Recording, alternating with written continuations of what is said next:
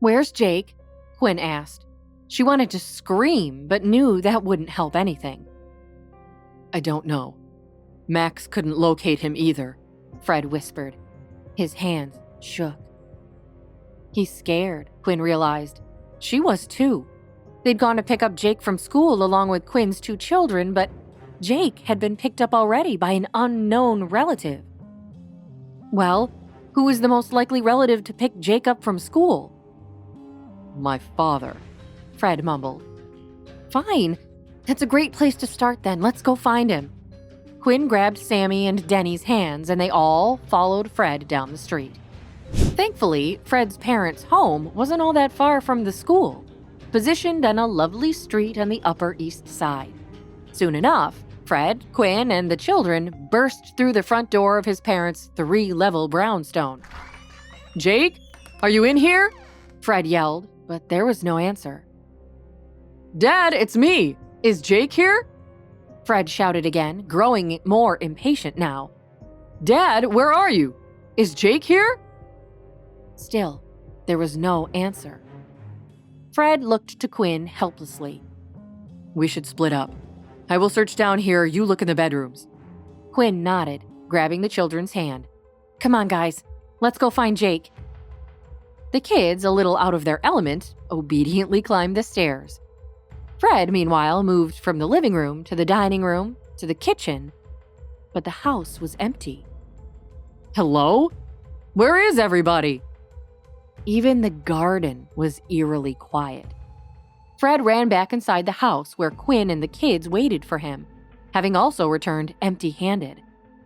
"He's not upstairs," Quinn announced, trying to stay composed while Sammy and Denny clung to her, both sniffling. "Is there another house he could be at?" Quinn probed, but Fred shrugged his shoulders, at a loss. "Maybe your dad and mom took him on an adventure. Does he have places in the city that he likes to go?" Quinn asked, energy and hope returning to her voice. Fred thought for a moment. "The zoo." With that thought as a guide, Fred, Quinn, and the children rushed through the New York City Zoo. They passed by lions sleeping in the afternoon sun and giraffes eating giant leaves from a group of tourists. Quinn pulled Denny and Sammy behind her. "Fred, where are we going?" Quinn asked. "To the monkeys. They are Jake's favorite." They stopped in front of the monkey enclosure where the various types of monkeys hung from trees and swung from branches.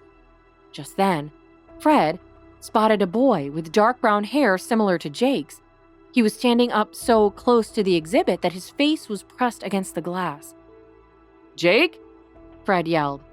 He was so relieved he thought he might burst into tears. He grabbed the boy from behind and spun him around. It wasn't Jake. The kid jumped back from Fred in terror. "Hey, get your hands off my kid!" A woman then yelled fiercely at Fred. Fred just held up his hands and backed away. "Sorry. I'm sorry. It's just, I thought he was my son." The woman grabbed her son's hand and dragged him away from the monkey enclosure, casting back wary glances in Fred's direction. Quinn and the kids finally caught up with Fred, and they circled the enclosure multiple times together, searching for Jake. But he wasn't there. "Is there anywhere else he could be?" Quinn asked.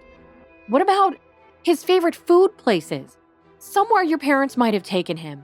Another place he liked to go, a movie theater or museum." Fred shook his head. "He hates museums, and he can never sit still long enough to watch a movie in theaters." Quinn hated to ask, but she had to. Could he be with Beatrice? Or someone else in her family? Fred shook his head. "Max checked her house already and said that Beatrice's mom was visiting friends or something in London." Quinn breathed a sigh of relief.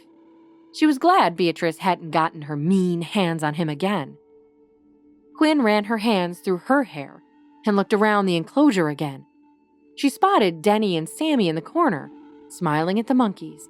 Denny pulled a silly face to make Sammy laugh. Quinn touched Fred's arm and motioned to Denny and Sammy. "Maybe we should ask those two where he might be," They might have a good idea. Fred nodded and crossed to the kids.